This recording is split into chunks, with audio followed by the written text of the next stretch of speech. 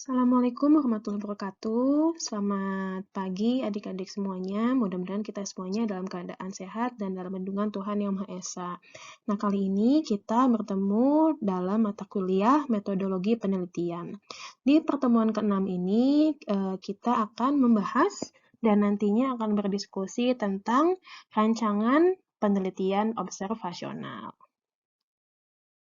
Sebelum memulai diskusi, sebaiknya kita mengenal dulu apa tujuan atau learning outcome dari pertemuan kita pada hari ini. Untuk pertemuan kali ini, kita memiliki 5 learning outcome. Yang pertama adalah mahasiswa mampu memahami dan menjelaskan tentang rancangan penelitian observasional, termasuk juga menentukan rancangan penelitiannya. Cara menentukan rancangan penelitiannya. Kemudian, learning outcome yang kedua adalah mahasiswa mampu memahami dan menjelaskan tentang rancangan penelitian case study atau studi kasus. Selanjutnya, mahasiswa mampu memahami dan menjelaskan rancangan penelitian cross-sectional study atau potong lintang. Selanjutnya, mahasiswa mampu memahami dan menjelaskan rancangan penelitian kohort, dan yang terakhir adalah mahasiswa mampu memahami dan menjelaskan rancangan penelitian case control atau kasus kontrol. Pada pertemuan kali ini, kita akan membahas 3 topik utama.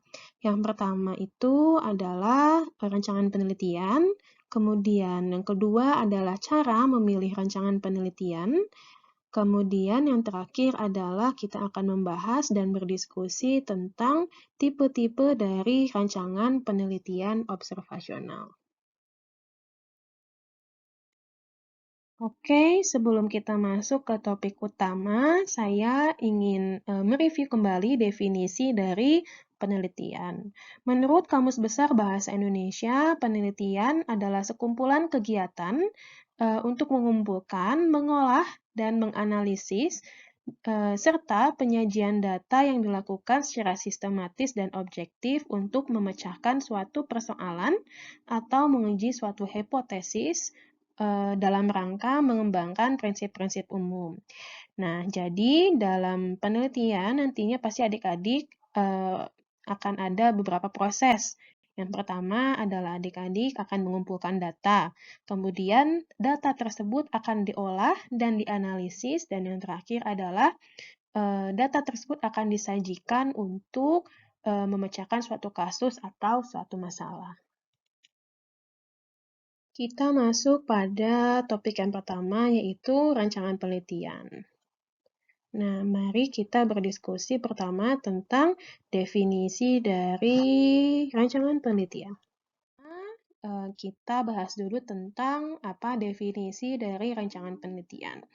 Menurut Kerlinger, rancangan penelitian adalah sebuah rencana yang terstruktur dan strategis untuk penyelidikan dan diharapkan memperoleh sebuah jawaban ataupun outcome dari permasalahan penelitian tersebut.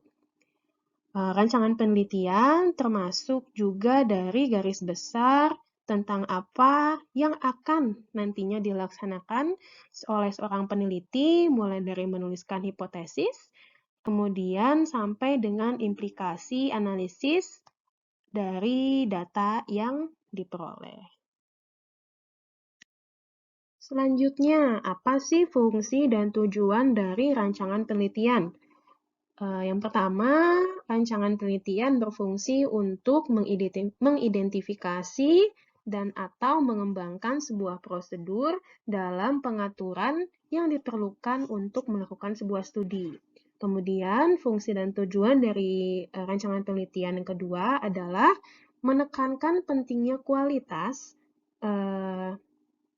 prosedur untuk memastikan tentang validitas data, objektivitas data, dan akurasi dari data tersebut. Masuk pada topik yang kedua, yaitu cara memilih rancangan penelitian.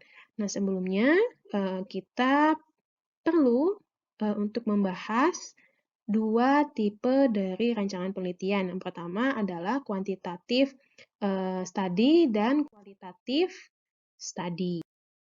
Nah, kita bahas dulu apa sih perbedaan dari kuantitatif dan kualitatif study.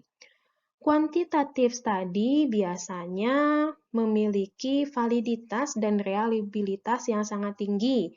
Kemudian juga memiliki explicity yang sangat tinggi. Selain itu, quantitative study juga biasanya sangat terstruktur, sehingga data yang diperoleh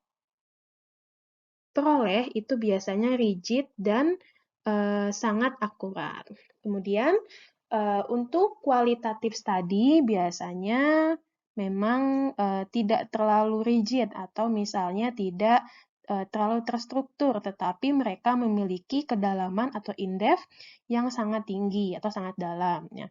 Biasanya fokus dari kualitatif study itu untuk mengetahui, untuk mengeksplorasi juga discovery dari suatu situasi. Kemudian kualitatif study juga biasanya fokus terhadap perasaan, persepsi, attitude, kemudian kepercayaan atau belief, dan experience atau pengalaman dari sebuah grup atau populasi. Oke, selanjutnya kualitatif study juga biasanya membahas atau mengeksplorasi tentang variasi dan diversity dari beberapa aspek. Biasanya aspek yang diteliti adalah tentang berkehidupan sosial atau social life, juga membahas atau mengeksplorasi tentang kepercayaan, kemudian persepsi, dan juga values dari berkehidupan sosial. Selain itu, kualitatif study biasanya itu sangat fleksibel, sehingga researcher atau sang peneliti memiliki kelemahan untuk mengontrol dari hasil yang diharapkan nantinya. Sedangkan untuk quantitative study biasanya memang memiliki variasi yang sama, tetapi untuk quantitative study dia lebih kepada menghitung untuk seberapa besar variasinya. Ya, contohnya, kalau misalnya di qualitative study tadi kita membahas atau akan membahas tentang values-nya, tentang belief-nya. Nah, kalau misalnya di quantitative study itu lebih kepada berapa banyak orang yang memiliki belief atau value dari suatu topik begitu. Selanjutnya, untuk mengenal lebih detail dan lebih terstruktur untuk study types atau jenis dari rancangan penelitian. Jadi biasanya rancangan penelitian itu dibagi menjadi dua aspek. Yang pertama adalah data yang diambil dari secondary research atau secondary data. Kemudian juga dari primary research atau primary data. Nah, biasanya kalau misalnya secondary research biasanya memang menganalisis dari data-data yang sudah ada. Contohnya misalnya dari jurnal yang menggunakan meta-analisis. Kemudian juga case series yang biasanya dari beberapa kasus-kasus yang sudah ada. Dan kemudian bisa juga kita mereview dari beberapa data yang sudah ada. Nah, untuk primary data itu biasanya data yang diambil atau didapatkan oleh sang peneliti itu sendiri. Nah, untuk primary data itu dibagi lagi menjadi dua, yaitu observational penelitian dan juga eksperimental penelitian. Nah, pada sesi kali ini kita akan lebih fokus kepada observational penelitian, dan nanti di sesi berikutnya akan lebih fokus kepada eksperimental, yaitu nanti akan membahas tentang randomized control trial dan juga non-randomized control trial. Nah, kita kembali lagi ke observational penelitian atau penelitian observasi. Nah, di penelitian observasi itu dibagi lagi menjadi dua, yaitu berdasarkan waktu. Yang pertama adalah prospektif dan yang kedua adalah retrospektif. Nah, kita bahas dulu tentang prospektif. Biasanya memang kalau prospektif itu kita mengambil dari timeline atau waktu dari sekarang menuju ke depan atau future ya. Untuk prospektif tadi, itu tipe-tipe dari prospektif tadi adalah longitudinal study, kemudian cohort study, dan cross-sectional study. Nah, kita kembali lagi ke retrospektif. Biasanya retrospektif itu kita dari timeline waktunya kita mengambil histori dari data-data sebelumnya. Pertama, untuk retrospektif study itu ada case control, kemudian cross-sectional, dan cohort-nya. Oke, nanti kita bahas satu-satu untuk cara mendetailnya. Nah, di sini ada satu diagram lagi yang kurang lebih sama seperti diagram yang sebelumnya, tapi mari kita bahas satu persatu. Jadi, ini alur pemilihan rancangan penelitian. Jadi, pertanyaan pertama yang harus dijawab adalah apakah nanti adik-adik pada saat meneliti akan ada exposure atau ada treatment-nya kepada sang objek. Nah, kalau misalnya ada treatment, nanti adik-adik jenis rancangan penelitiannya adalah experimental study. Nah, nanti experimental study akan dibahas di pertemuan selanjutnya. Nah, sekarang kita fokus dulu kepada observational study. Nah, jadi kalau misalnya adik-adik tidak ada treatment atau tidak ada perlakuan kepada objek penelitian, adik-adik akan memilih namanya tipe observational study. Nah, nanti pertanyaan selanjutnya, apakah adik-adik akan ada komparasi antara satu grup dengan grup yang lainnya? Kalau misalnya tidak ada komparasi, adik-adik akan lebih kepada descriptive study. Sedangkan kalau misalnya ada komparasi dari satu grup dengan grup yang lain atau satu sampel dengan sampel yang lainnya, adik-adik akan lebih kepada analytical study. Nanti arahnya untuk analytical study akan ada cohort study, case control study, dan cross-sectional study. Nah, di sini kita bisa lihat kalau misalnya cross-sectional study adalah jenis rancangan penelitian yang exposure-nya atau treatment-nya, memang dengan outcome-nya itu berbarengan atau bersamaan. Sedangkan kalau misalnya case control study, biasanya memang dimulai dari outcome dulu, kemudian kita kita mengambil histori dari exposure yang diperoleh dari si subjeknya. Kemudian kalau misalnya cohort study bermulai dari exposure, kemudian akan menjadi outcome. Baik, kita mulai membahas satu persatu lebih detail lagi tentang rancangan penelitian observasional. Oke.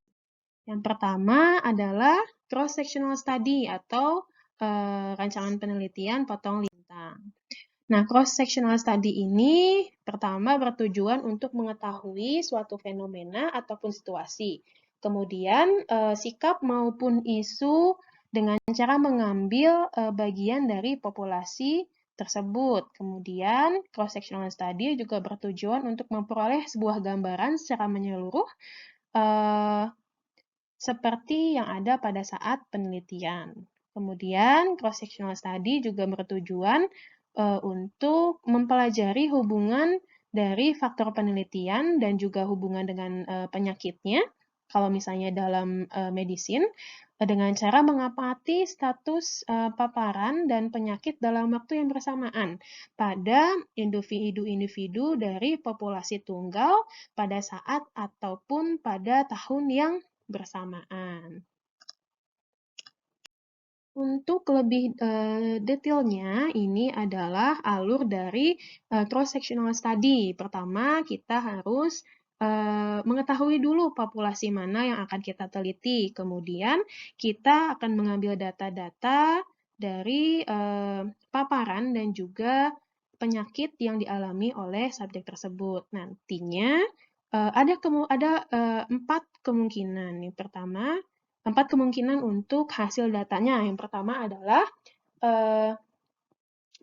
yang pertama adalah positive exposure dan positive disease. Jadi, ada paparan, kemudian juga ada penyakitnya. Yang kedua adalah ada paparan atau positive exposure tapi negative disease, jadi tidak ada penyakitnya. Yang kedua adalah tidak ada exposure atau tidak ada paparannya, tetapi sang objek yang diteliti mendapatkan penyakitnya atau positive disease. Dan yang terakhir adalah negative exposure dan negative disease. Sebagai contoh dari cross-sectional study, ini ada sebuah research yang berjudul Physical Activity and Clustered Cardiovascular Disease Risk Factor in Young Children. Ya, kita mari coba untuk mengidentifikasi alur dari penelitian ini. Pertama, define population-nya adalah yang children. Kemudian, sang researcher mengambil data tentang blood pressure, triglyceride, kolesterol, dan body mass index, serta beberapa data lainnya. Dan exposure di sini adalah exercise atau berolahraga, dan juga disease-nya adalah cardiovascular disease. Nah, nanti data yang diperoleh ada 4 kemungkinan, yaitu untuk exposure-nya adalah salah satu contohnya misalnya si sang pasien atau yang children-nya itu melakukan exercise, tetapi dia memiliki faktor yang faktor tinggi untuk cardiovascular disease-nya itu, kita bisa membaca lebih detail. Adik-adik bisa membaca lebih detail, nanti saya akan masukkan jurnalnya pada leads ya. Oke, mari kita lanjut. Untuk advantage dan disadvantage dari tipe cross-sectional study. Nah, pertama untuk advantage-nya itu sedikit kontak dengan populasi penelitian. Kemudian, research-nya juga relatif murah dan relatif mudah untuk dianalisa. Dan kemudian, yang terakhir, advantage-nya adalah studi ini bisa berguna untuk informasi perencanaan dan juga kebijakan ke depannya. Tetapi cross-sectional study juga memiliki beberapa disadvantage. Yang pertama adalah tidak dapat mengukur suatu perubahan, dan yang kedua adalah informasi yang didapat kurang mendalam, sehingga seringkali masalah kesehatan yang dicari itu solusinya tidak ditemukan. Masuk kepada rancangan penelitian observasional yang kedua, yaitu case control study atau kasus kontrol. Jadi, tujuan dari case control study ini adalah membandingkan pasien yang memiliki penyakit atau memiliki sebuah kasus dengan pasien yang tidak memiliki kasus atau tidak memiliki penyakit.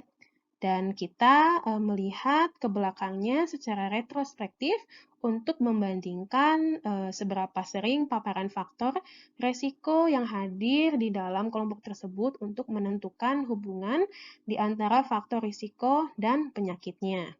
Kemudian, case control study juga secara definisi adalah rancangan studi epidemiologi yang mempelajari hubungan antara faktor penelitian atau paparan dan juga penyakit yang ada. Baik, kita membahas tentang alur dari case control study. Jadi, kalau misalnya memilih rancangan penelitian case control study, kita dimulai dengan memilih dulu populasi atau objek penelitiannya. Kemudian, kita dari objek tersebut akan mendefinisikan manakah objek-objek yang memiliki kasus dan mana yang tidak memiliki kasus, yaitu misalnya memiliki sebuah penyakit dan yang satunya lagi adalah tidak memiliki penyakit. Nanti kita akan ambil historinya atau histori atau kejadian pada masa-masa ke belakang, apakah memang mereka memiliki faktor expose ataukah tidak terekspos dari paparan tersebut. Nah, ini adalah contoh dari case control study yang berjudul Evaluation of Counseling Environment Alteration on Pharmacy Patient Communication Qualification. Nah, untuk lebih jelasnya, define population-nya pada studi ini adalah patient di farmasi atau di apoteknya. Kemudian, di sini ada dua intervensi. Yang pertama adalah untuk positive case-nya adalah pada apotek tersebut disediakan post-pharmaceutical counseling center. Jadi ada ruangan tersendiri untuk counseling. Sedangkan untuk yang negatif disease-nya atau negatif kontrolnya itu adalah hanya ada window pharmaceutical counseling service, jadi hanya ada tatap muka, tidak ada ruangan secara privasi. Nanti untuk lebih jelasnya adik-adik bisa membaca dan menganalisa dari contoh jurnalnya. Selanjutnya untuk case control ada kelebihan dan kekurangannya. Untuk kelebihan, pertama, case control ini pastinya sesuai untuk penyakit, yaitu khususnya untuk penelitian di bidang kesehatan, biasanya adalah faktor penelitiannya adalah kasus penyakit. Biasanya yang kronis, seperti cancer, respiration problem, dan lain-lain. Kemudian, case control ini biasanya relatif cepat dan tidak membutuhkan biaya yang mahal. Dan yang terakhir juga relatif efisien dan memerlukan waktu yang cukup sedikit untuk menganalisa datanya. Tetapi dari case control ini memiliki kekurangan. Yang pertama adalah sulitnya mendapatkan histori dari objek penelitian. Apabila kalau misalnya waktunya terlalu lama nih, kadang-kadang si objeknya atau si pasiennya itu lupa apa yang terjadi pada dirinya sebelum mendapatkan penyakit tersebut, begitu. Kemudian, yang kedua, alur penelitiannya dengan metodologi inferensi kausal. Kemudian, yang ketiga, untuk case control ini biasanya rawan bias dari sang objeknya atau sang objek penelitiannya. Kemudian, kita sebagai peneliti juga kesulitan untuk memvalidasi informasi yang didapatkan dari objek penelitian. Dan yang terakhir adalah untuk kelompok kasus dan kontrol yang dipilih dari dua populasi itu memang harus terpisah dan biasanya ini sulit untuk dilakukan. Selanjutnya kita masuk kepada rancangan penelitian case study atau studi kasus. Jadi beda ya, yang tadi kita case control study, kalau yang ini case study. Okay? Untuk case study itu adalah pendekatan di mana kasus-kasus tertentu dipilih dan dipelajari serta diteliti secara intensif. Kemudian, case study berfokus terhadap subjek penelitian yang sangat representatif atau sangat tidak representatif. Dan yang terakhir, case study ini memilih secara spesifik untuk mendapatkan informasi sebanyak mungkin untuk memahami kasus-kasus tertentu secara menyeluruh. Ini adalah contoh dari rancangan penelitian case study atau kasus kontrol yang berjudul qualitative case study of e-health and digital literacy experience of pharmacy staff. Nanti adik-adik bisa baca di waktu tugas mandiri ya. Selanjutnya, untuk kelebihan dari case study itu yang pertama relatif mudah untuk mendapatkan data dan juga sangat bagus untuk menganalisis suatu kasus yang sangat jarang atau rare cases seperti misalnya brain damage.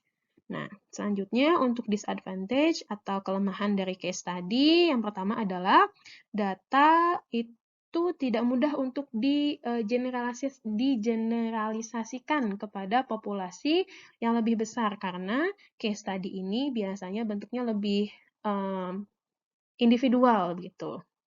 Dan yang kedua, untuk case study itu sulit untuk diidentifikasi sebab ataupun efek ke depannya dari kasus tersebut.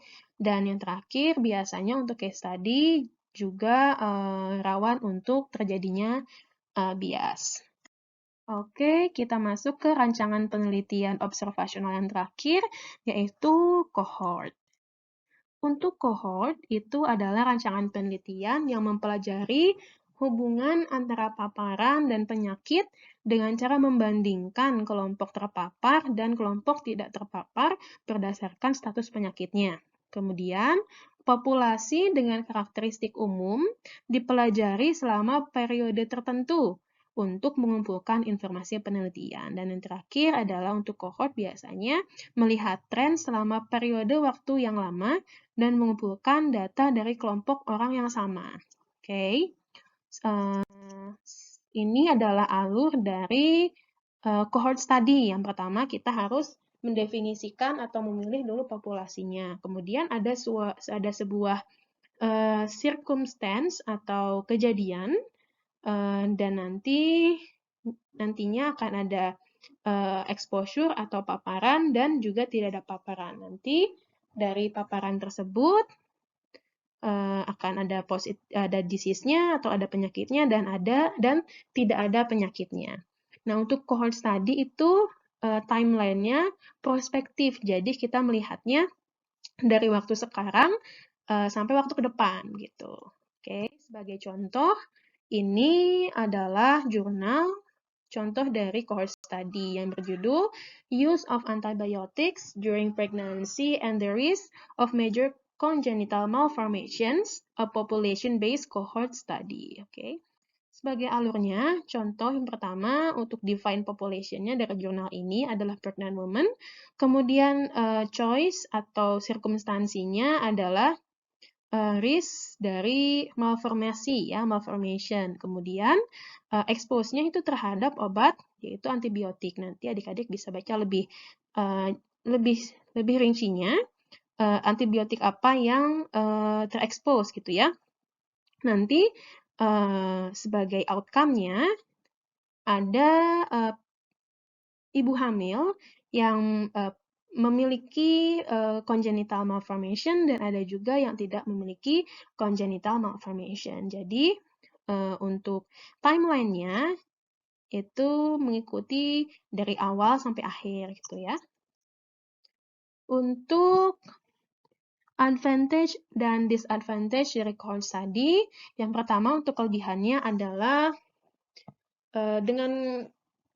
dengan tipe studi ini, kita dapat menghitung incident rate-nya. Dan kedua, juga bisa meneliti paparan yang langka.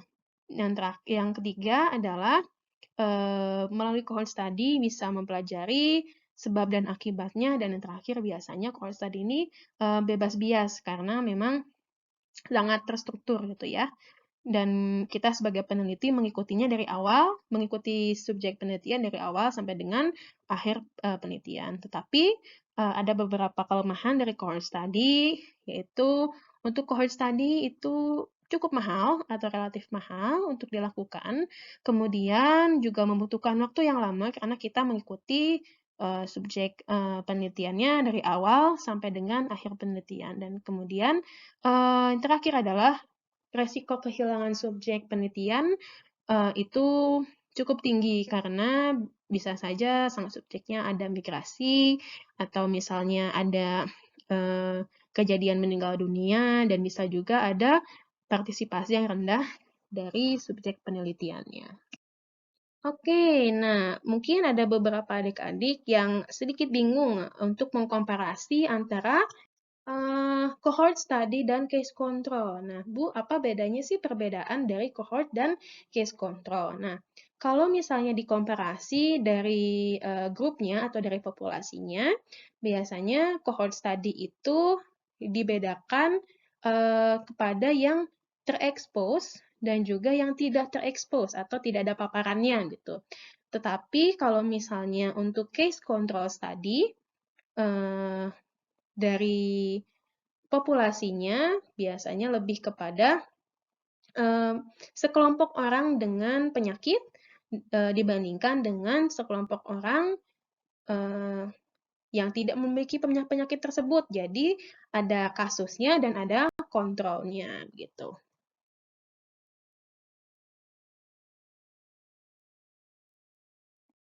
Nah, ini ada gambar sebuah piramid atau evidence pyramid dari beberapa rancangan penelitian dibandingkan antara relevansi dengan clinical setting, kemudian dengan evidence-nya, dan juga availability of literaturnya, jadi tinjauan pustakanya gitu ya.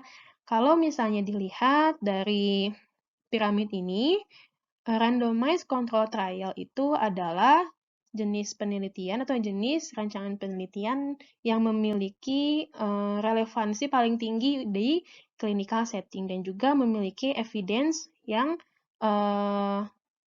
lebih tinggi dibandingkan jenis rancangan penelitian lainnya gitu. Disusul dengan cohort study, meta-analisis, case control, case series ataupun case report, dan juga yang terakhir itu adalah review ataupun dari expert opinion gitu. Tapi untuk randomized control trial itu literaturnya biasanya lebih sedikit dibandingkan jenis-jenis rancangan penelitian yang lainnya. Nah, adik-adik bisa baca ini di buku referensi. Baik, jadi piramid tadi adalah slide terakhir saya untuk paparan materi di pertemuan kali ini, dan seluruh materi saya mengambil referensi dari 3 buku. Yang pertama adalah Research Methodology, a Step-by-Step Guide for Beginners, third edition, kemudian juga Medical Research Essentials, dan yang terakhir adalah buku Evidence-Based Medicine. Oke, terima kasih untuk waktunya. Mudah-mudahan materi kali ini bermanfaat dan dapat diaplikasikan oleh adik-adik di mata kuliah metodologi penelitian, dan nanti untuk research project-nya juga bisa berjalan dengan lancar. Terima kasih perhatiannya. Wassalamualaikum warahmatullahi wabarakatuh. Salam sehat semuanya.